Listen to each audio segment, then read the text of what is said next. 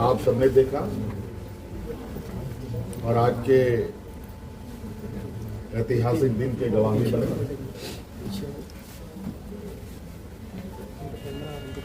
आज भव्य शपथ ग्रहण के बाद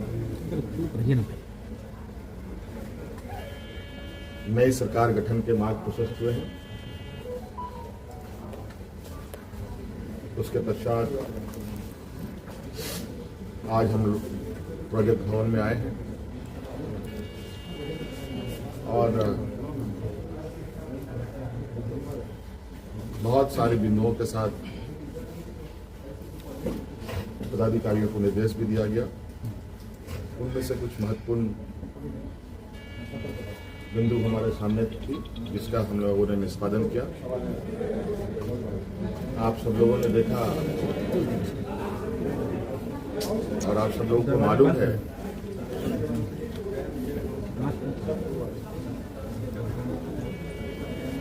केंद्र सरकार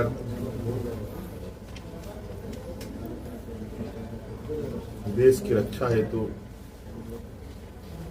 अग्निवीर जैसी कार्यक्रम को चला रही है।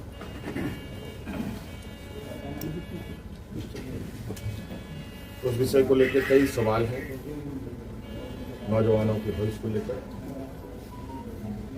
और आपको मैं बताना चाहूंगा कि राज्य सरकार ने, हम लोगों ने पहले ही ये निर्णय लिया था कि झारखंड राज्य के जो भी नौजवान अग्निवीर में शामिल होंगे और किसी घटना में अगर उनकी मृत्यु होती है तो उनके पूरे परिवारों के साथ, परिवारजनों के साथ राज्य सरकार खड़ी रहेगी और राज्य पुलिस कर्मियों को जो राज्य की किसी घटना में मृत्यु होने पर जो सहायता सहयोग सरकार देती है, वही सहयोग अग्निवीर के परिजनों को भी दे होगा। आपको मालूम है कि अभी कुछ दिन पहले ही असम के सीमावर्ती क्षेत्र में उग्रवादी घटना में 21 या 22 तारीख का दिन है, जहां झारखंड का एक नौजवान चंदन क्यारी, बोकारो जिले का एक क्षेत्र है, वहां का एक नौजवान अर्जुन महतो जो वीर गति को प्राप्त हुआ, उनको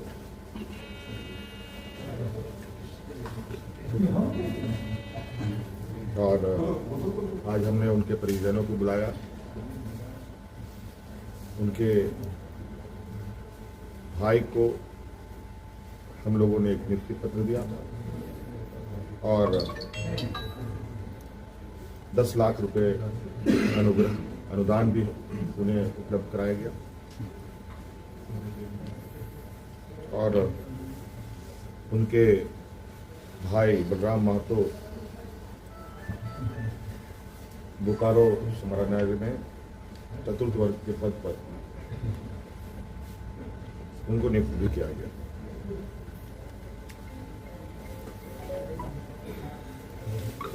लगभग मुझे लगता है इस घटना को हुए हफ्ता दिन हुआ होगा और हमारी कोशिश थी कि अविलंब उनको ये सहायता उपलब्ध कराया जाए, क्योंकि आप सबको मालूम है कि राज्य में आचार संहिता लागू था, सरकार गठन की प्रक्रिया चल रही थी और सरकार गठन होने के पहला कदम हम लोगों ने उस पीड़ित परिवार के साथ खड़ा होने का अपना संकल्प पूरा किया। इसके अलावा आज सभी विधायकों को 81 विधानसभा में जो चुने गए सदस्यों को शपथ ग्रहण हेतु प्रोटेम स्पीकर के रूप में प्रोफेसर स्टीफन मोरांजी जी को चुना गया और ये भी निर्णय लिया गया कि आगामी 9 से 12 तारीख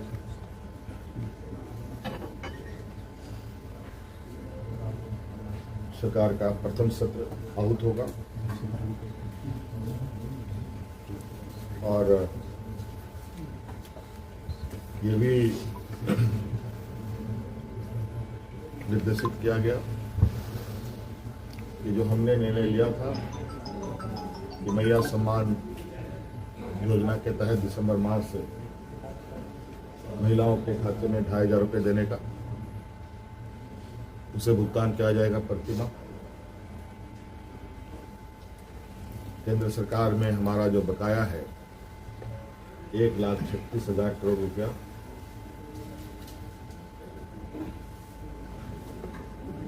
जो केंद्रीय सरकारी उपक्रमों पर है, उसकी वसूली के लिए कानूनी कार्रवाई प्रारंभ की जाएगी।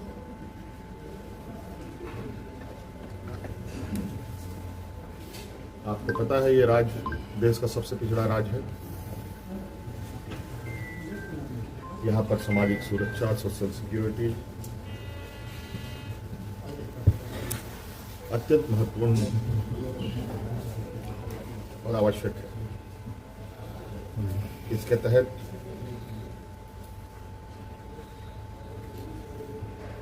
राज्य के गरीब गुरुआ लोगों को उनकी आर्थिक स्वावलंबी कैसे बने और इसको लेकर सरकार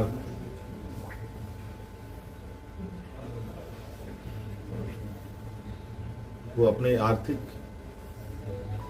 आय बढ़ाने की आवश्यकता होगी।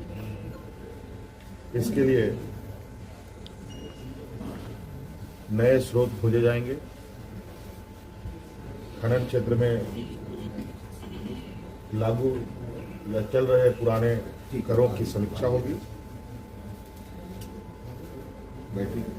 और उसमें वृद्धि एवं न्यायिक मामलों जो लंबित है उन सबको त्वरित गति से खत्म किया जाएगा। खनन क्षेत्र में जितनी अधिक दरें बढ़ाई जा सकती है, इस पर सरकार आगे बढ़ेगी। आप सबको मालूम है कि हम लोगों ने उत्पाद सिपाही में भर्ती की प्रक्रिया पूरी कर ली है, लेकिन इस प्रक्रिया के तहत बड़े पैमाने पर नौजवानों की जाने गई हैं, जो बहुत ही दुखद घटना के रूप में हमारे सामने आया है।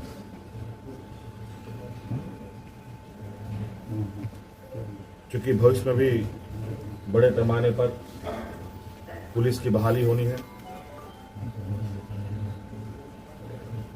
इसलिए अविलंब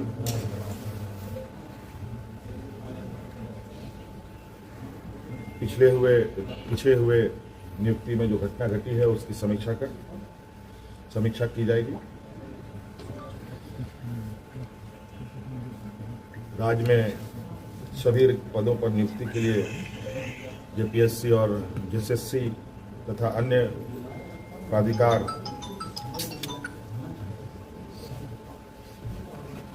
1 जनवरी 2025 के पूर्व परीक्षा कैलेंडर प्रकाशित किया जाएगा और जो लंबित